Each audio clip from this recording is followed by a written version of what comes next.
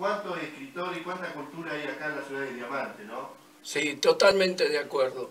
Quizás se conozca más y, por supuesto, lo más significativo que tenemos es la música popular, fundamentalmente varios grupos, poetas, cantores, músicos, guitarreros que han hecho de Diamante una cuestión de raigambre cultural muy importante para Entre Ríos y toda la región. Sí, la verdad que sí. Y Pati, está presentando un libro, ¿no? Dos José se llama. Sí, el título es sugestivo porque José, es dos, claro. el número 2, José. ¿Por qué decimos dos José? Sí. Porque estamos hablando de dos llamados conocidos y próceres para muchísimos, digamos. Y yo te diría figuras Claro. que marcan un dato importantísimo en la historia del pensamiento político en la región. Estamos hablando de José Artigas y José de San Martín. ¿Y qué se trata? A ver, un poco, recién ahí nos explicaba un poquito, pero más desarrollado. El lector, cuando agarre ese libro, ¿qué va a encontrar? Bien, primero y principal va a encontrar, te lo digo en síntesis, desde el nacimiento hasta el fallecimiento de dos hombres emergentes de la región, dado que uno nace en Yapeyú y el otro en Montevideo, de aquello que nosotros definimos hace años como la región litoral mesopotámica y rioplatense, por donde sí efectivamente pasaron hechos fundamentales. Por ejemplo, el primer dato de la patria grande, como le llamamos nosotros, teniendo en cuenta que José Artigas, en la misma fecha, San Martín viene de España en 1812, pero José Artigas en principios de 1811, deserta del ejército realista que estaba ubicado, el gobierno del virreinato estaba ubicado en Montevideo, él deserta con el grado de capitán de Blandengues y adhiere en la ciudad de Nogoyá, en nuestra provincia, adhiere a la Revolución de Mayo y a la Primera Junta. Mire usted, no lo sabía eso, la verdad. No, lo sabes vos y lo ignora muchísima gente que incluso habla y escribe sobre historia. ¿Y qué más? A ver... Otro dato fundamental. Nosotros decimos, en este libro, además de datos que tienen que ver con el contexto social, cultural y fundamentalmente familiar de esa época, los dos son personas que tuvieron no solo empresas en términos políticos y culturales de emancipación de nuestros pueblos, pero dándole un lugar muy importante a quienes en aquellos momentos estaban como fuera de la sociedad, prácticamente. Uno porque eran los pueblos originarios que habían sido conquistados, sometidos a partir de la invasión, la conquista, llamada conquista española. Y otro, en el caso de San Martín, porque avanza en la liberación de pueblos hermanos, donde quedaba el último reducto del poder español, como es el caso de la epopeya, como conocemos, del cruce de los Andes para liberar a Chile y Perú. Y decíamos, ¿desde qué mirada abordamos esto? Nosotros tenemos ya hace años, más de 10 años, presentado una nueva mirada sobre los relatos históricos.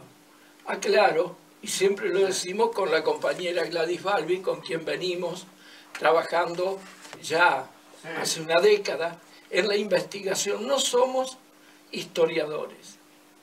Tampoco soy profesor de historia. Todo el mundo sabe que provengo de la docencia y particularmente de la educación física.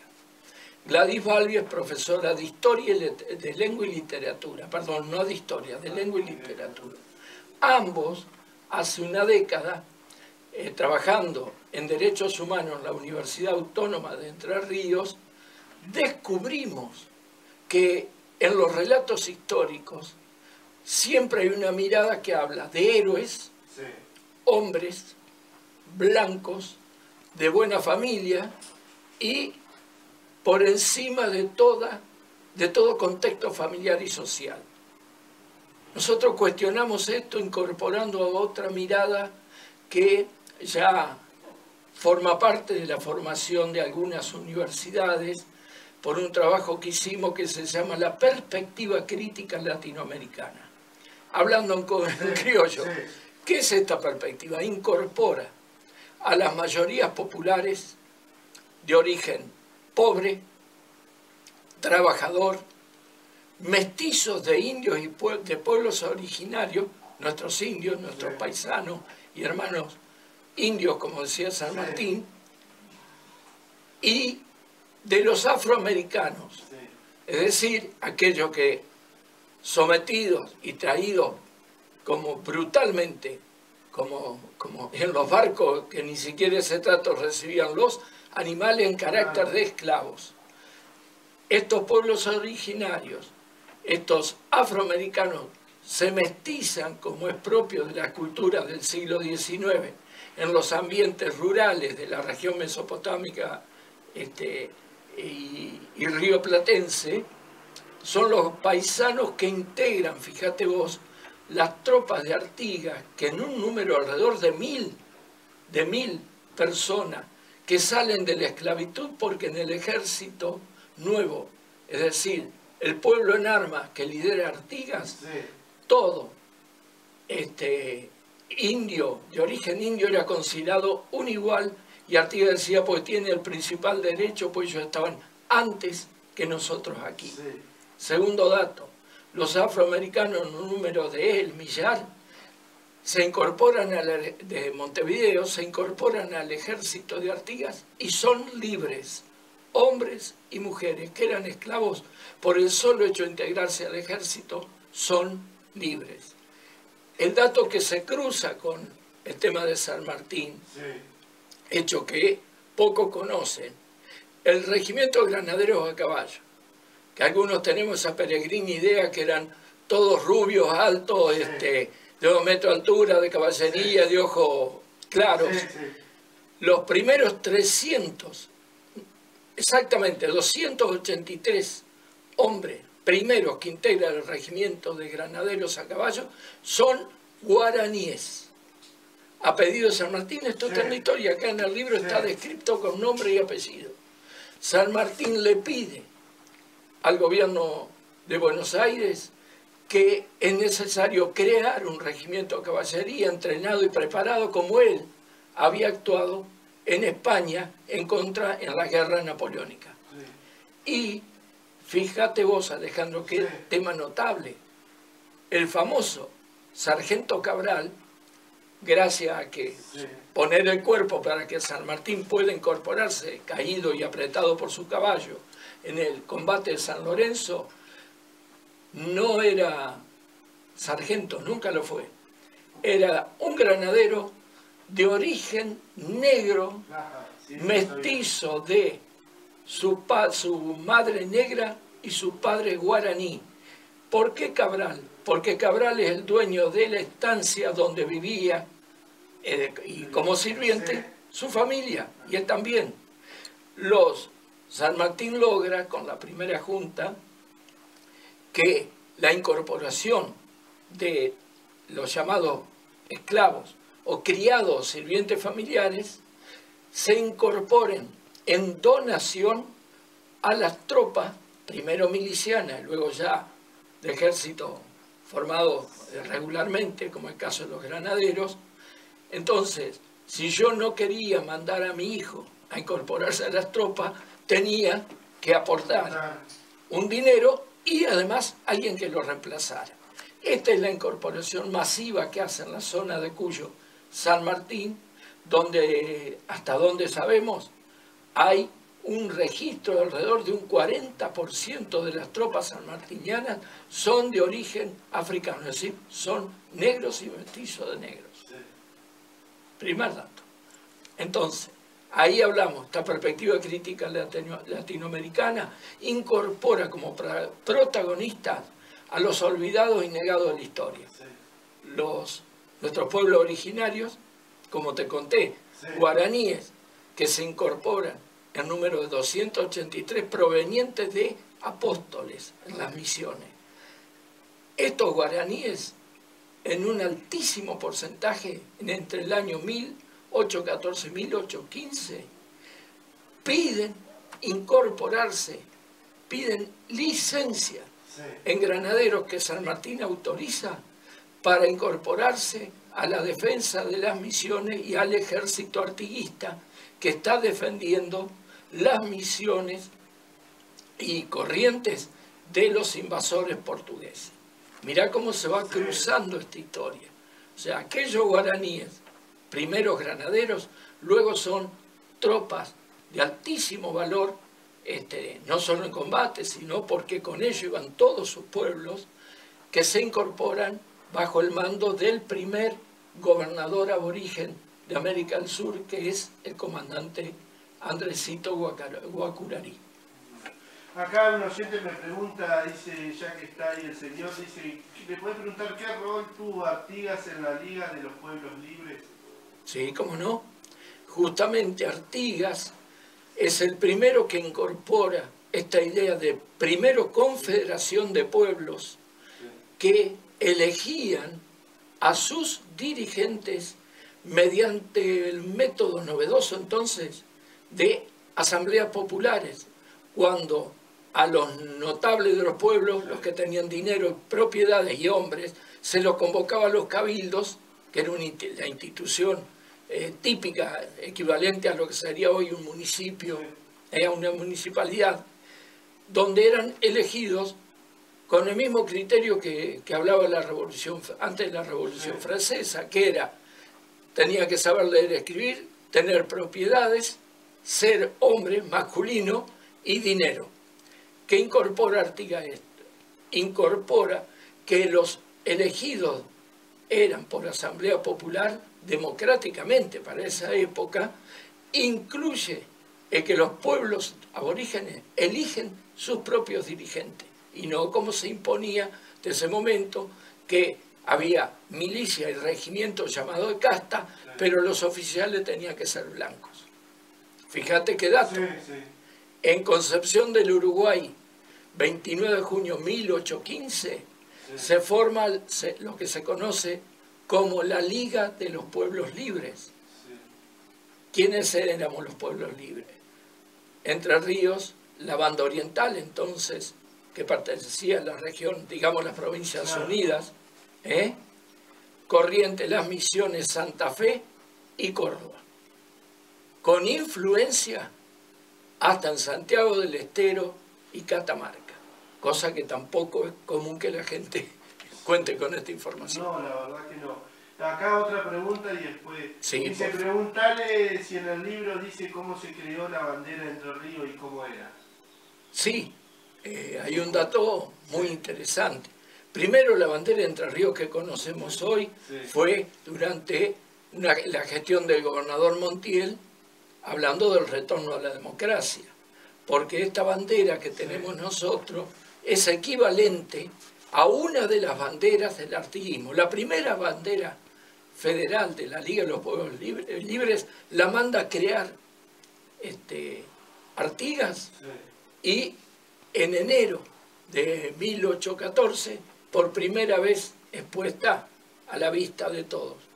Es una que tiene franjas azules, con el centro color blanco, y tiene, de cada lado, tiene dobles franjas verticales color rojo. Luego la cambia Artigas, a pedido de sus compañeros, porque era poco visible en medio de los campos de batalla, por la que hoy todavía está dando vueltas en Montevideo, que es azul, blanca en el centro, con la famosa franja en diagonal, color rojo punzó, como se decía antes, Sí. que representa la sangre derramada en la lucha por la libertad de los pueblos. Mirá. Pati, este libro fue presentado en Uruguay también, ¿no? No, te comento. Este libro, Sí.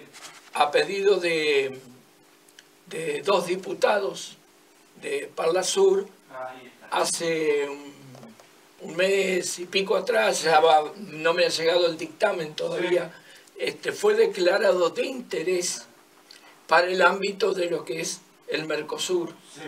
El libro tiene uno anterior que trata de la relación de Artigas en particular con los pueblos libres y específicamente con nuestro Entre Ríos. Sí. Ese está por ser publicado, fue presentado en Uruguay, lo vamos a representar en Montevideo, antes del fin de año, y va a ser publicado, está propuesto para ser publicado en la República Oriental del Uruguay. Cedimos nuestros derechos de autoría para que sea distribuido gratuitamente en los ámbitos cooperativos, escolares y universitarios.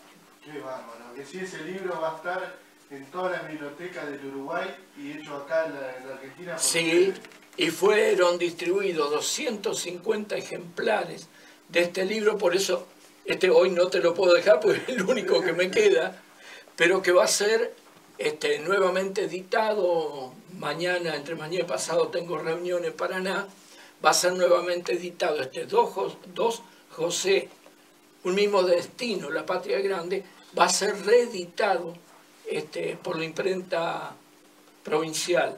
Ya está el trámite hecho, incluso tengo una comunicación con el auspicio del Instituto de Promoción de Cooperativas y Mutualidades, cuyo presidente es el doctor Ricardo Echemendi, un amigo y un compañero de mucho empuje en estas cosas que hacemos. Y aclaro, siempre donamos los derechos de autoría para que puedan ser distribuidos gratuitamente.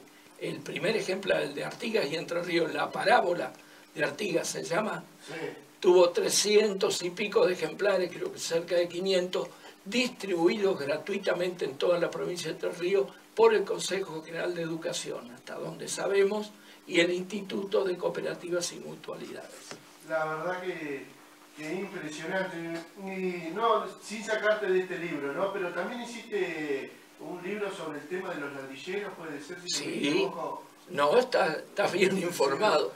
Te comento, nosotros estamos pendientes de la presentación en Diamante, este libro lo vamos a presentar próximamente en Diamante, estamos viendo la oportunidad propicia y el lugar. Y justo nosotros terminamos un audiovisual documental sobre ladrilleros, familias ladrilleras de la provincia de Entre Ríos. Este documental audiovisual del guión que elaboramos para hacer el audiovisual y la investigación hecha acompañada de fotografías y filmaciones para armar este documental que se llama Ladrilleros Carajo, dio motivo a la presentación ya del texto que ya está terminado para analizar o que se vea la posibilidad de publicarlo en Entre Ríos. Y este documental nos ha sido solicitado hace muy poco para ver la posibilidad que esté participando de la muestra internacional de cine que se hace en octubre en Paraná. Qué bueno, la verdad que... Y recién nos decías fuera del micrófono que lo vas a presentar en una escuela aquí del departamento de Diamante. Sí, te comento, cuando sale este libro, querido amigo y gran y activo protagonista de nuestra cultura, docente, hoy director de esa escuela, Alejandro Acosta, que ha sido electo concejal hace poco, ya nos había pedido, cuando salió este libro, nos había solicitado a Gladys y a mí la posibilidad que lo presentáramos para un evento importantísimo que es un aniversario centenario de la fundación de la escuela. Nosotros nos comprometimos y ahora, esta semana pasada, estuvimos charlando, le entregamos los libros para su biblioteca, nos quedaban un par de libros, los reservamos y vamos a ir el viernes próximo, este viernes próximo, sobre la fecha aniversario del fallecimiento del general José de San Martín. Vamos a ir a dar una charla, a tener un intercambio explicativo, digamos, informativo explicativo a su escuela, como un aporte. Un aporte, la verdad. A ver, una pregunta más. Sí, ¿cómo los caracteriza a cada uno de los José, dice acá? Bien, nosotros pensamos que fueron dos grandes hombres, porque más allá de los monumentos del bronce y el mármol, como decimos nosotros, fueron pioneros en la lucha por la liberación de los pueblos de los sometimientos coloniales en aquella época. Pero además promovieron una economía desde una mirada integral, es decir, una economía social. Uno gobernó, de hecho, ejerció un protectorado, digo, por eso hablo de gobernador, de hecho, más que nada, montado, viviendo en humilde rancho y montado permanentemente a caballo, que fue don José Artigas, liderando alrededor de la mitad de lo que era el país productivo, económico y social de las Provincias Unidas de Río de la Plata, de América del Sur, es verdad. Y el otro, desde la gobernación de Cuyo, que incluía Mendoza, San Juan, San Luis, organizó el ejército de los Andes, pero generando y promoviendo una economía que le dio amplia participación e inicia una actividad fundamentalmente a partir de todo lo que estaba vinculado a la logística del ejército, que dio un fuerte impulso a la economía regional de Cuyo, que luego traslada en la liberación de Chile y de hecho cuando ejerce como protector del Perú, aplica esta mirada de la participación ciudadana y la no dependencia de poderes económicos extraños o foráneos.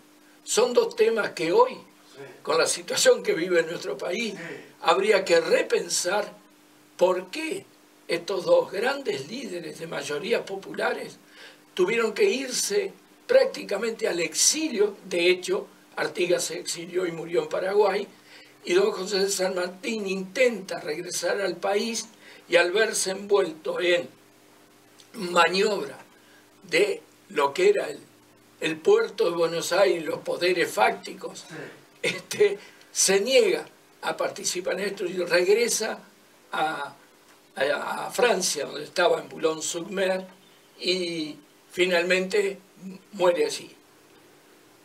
¿Cómo lo caracterizamos entonces?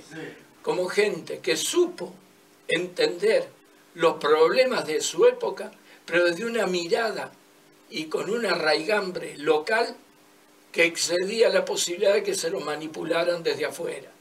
Artigas luchó simultáneamente contra el unitarismo y centralismo porteño, contra los españoles y contra los portugueses, que en ese momento el Reino de Portugal, como todos saben, estaba instalado en Brasil, y soportó la banda oriental 9 invasiones portuguesas, como lo sufrió nuestro territorio desde Misiones, Corrientes y también la costa del Uruguay de Entre Ríos, ¿no es cierto?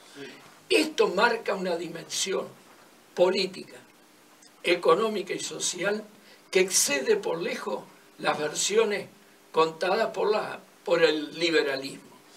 Por algo, los dos, insisto, tuvieron que irse de nuestra región y de América del Sur por los problemas generados en la lucha por el poder en el centralismo porteño. Bueno, acá otra pregunta. ¿Por qué Artigas, siendo tan importante, casi nadie lo reconoce? Dice, nadie. Bien, es muy bueno lo que termina de preguntar el oyente, porque fíjate qué detalle. No voy a repetir, no lo que quiero decir yo, sino lo que le dijeron, nos dijeron, en Montevideo, cuando presentamos el primer libro de Artigas y Entre Ríos hace ya un par de años. Dice, los entrerrianos, por mano de la profesora Gladys Balbi y del Patti Richardet, que me conoce por suerte como el Patti allá también, dice, nos han traído una versión reivindicativa de un héroe que nosotros prácticamente todavía en Uruguay desconocemos. Fíjate vos qué notable, con mayor razón, la historia nuestra, que tiene rasgos patriarcales, racistas y clasistas, esto es nuestra crítica a la versión tradicional de la historia, excluye esta mirada nuestra, incluye, lo que antes excluía esta mirada patriarcal, racista y clasista. Por algo, Artigas sigue siendo desconocido en Argentina y no totalmente arraigado y reconocido en su país de origen, que en realidad era una de nuestras provincias unidas de América del Sur. Claro. A ver, acá otra pregunta, no sobre el libro, pero dice si se ha planteado escribir sobre nuestras mujeres argentinas próceres que han hecho mucho por nuestro país y nadie las valora. Bien, en ambos libros, para conocimiento del oyente, en ambos libros incorporamos las mujeres artiguistas, que no es lo mismo que hablar de las mujeres con quienes anduvo, tuvo hijos o tuvo relación, de mujeres artiguistas y de mujeres que luchan por la independencia, en ambos libros, con nombre y apellido. Y acá un dato muy fuerte. Una de esas mujeres, en 1814, en el distrito Mojones, en Villaguay, María Juárez es la primer presa política de la historia de nuestro país. ¿Por qué? Porque María Juárez recibía en su casa y nucleaba a todos los chasques de Artigas, que era el correo de la época, que paraban en su casa, recibían las noticias y las iban a distribuir por todo el litoral. Los porteños, por orden de Posadas, el comandante, que era el interventor porteño en Entre Ríos, el coronel o comandante Blas Pico, la manda a detener, la someten a consejo de guerra y va con prisión perpetua en un convento de encierro. Luego es liberada en 1815, al despliegue del poder de Artigas y nuestros pueblos libres, logra Artigas la liberación de esta mujer. Pero fíjate, María Juárez no creo que sea nombrada en ninguna clase de historia, y muy poco, salvo en las que nosotros con agrupaciones como la colectiva manejamos por el tema de género y la participación de las mujeres. La verdad que es muy bueno, acá me dicen en la charla que está bueno que se pueda hablar un poco de historia, y bueno, la gente acá mandando mensajes. Patti, para ir cerrando, contanos un poquito a dónde se puede adquirir el libro, bueno, todavía la presentación no sabés cuándo se va a hacer acá. No, está previsto en este mes, estamos viendo, fuimos respetuosos de que había un proceso electoral en el medio, bueno, pasado, con buena suerte, por lo menos para lo que yo pienso y deseo para nuestro país, nuestra provincia, pasado la elección primaria, estamos viendo próximamente en Diamante presentarlo. Y respondiendo a la otra pregunta, nosotros estamos creando en este momento un blog para que estos libros que ya están en internet, estaban en la página del Consejo General de Educación, el primer libro, que es Artigas y Entre Ríos, la parábola de Artigas, está en internet, entrando a la página del Consejo, y también. Ahora lo que vamos a hacer es subirlo a ambos libros para que se puedan bajar de manera gratuita, como corresponde, y puedan ser leídos por todo aquel que quiera, o toda aquella que quiera que se interese en esto, de manera gratuita. En papel estamos esperando una reedición de ambos, y de última ahí estamos en charla con alguna editorial importante de Uruguay y de Argentina, a ver si podemos hacer versiones actualizadas y corregidas para ponerla a disposición del público. Viendo la situación económica, preferimos que el que le interese acceda gratuitamente por vía de libros digitales. Ahí, ¿cómo es la página, Pati? Las páginas del Consejo General de Educación estaban colgados, como se dice, ambos libros en PDF, para acceso universal y gratuito. Pero por las dudas estamos creando un blog donde no solo esto, sino el video de Viva Artigas, que vos lo conocés, que fue filmado por la televisión pública en el 2015, acá en el campo de 4 noches, del Festival de Jineteada y Folclore. Ese video, que se llama Viva Artigas, fue tomado con datos del primer libro sobre Artigas y Entre Ríos, ¿sí? Y tiene datos también que están hoy escritos en este libro. Pero en ese blog también vamos a colgar, como se dice, nuestro primer trabajo, que es aquella tesis de la perspectiva crítica latinoamericana, que es esta mirada que incorpora a los protagonistas, a las grandes multitudes que hicieron que San Martín y Artigas pudieran pasar a la historia como héroes de nuestra región por la libertad y la independencia. Esos héroes olvidados, pobres, trabajadores, campesinos, peones rurales, pueblos originarios y afroamericanos, por los hijos e hijas de los esclavos negros, más las mujeres tuvieron un rol protagónico, no porque a nosotros se nos ocurra, porque investigando los documentos históricos están, con nombre, apellido y participación. Nosotros lo que hemos hecho es rescatar desde esta mirada que es inclusiva, abarcativa, que no tiene prejuicio de raza, ni de credo, ni de religión, como dice el preámbulo, no tiene ese prejuicio. Nosotros esta mirada la volcamos en texto y video que van a estar en este blog que próximamente, con todo gusto vendré, si me invitáis, y lo pondremos a consideración de la gente cómo acceder a esto, ¿no? No, por supuesto que así. Pati, gracias por tu visita, la verdad que muy linda, la verdad que a la gente le gustó mucho conocer un poco de historia, y que vamos a invitar en cualquier momento nuevamente porque a la gente la verdad le gustó mucho. Con todo gusto, y es parte de nuestra tarea. Yo le llamo volver a las fuentes desde las propias raíces y con una mirada que nos incluya a todos y a todas. Ese es nuestro humildísimo aporte a esto. Muchas gracias. Gracias a vos, Leca. Con el escritor ahí.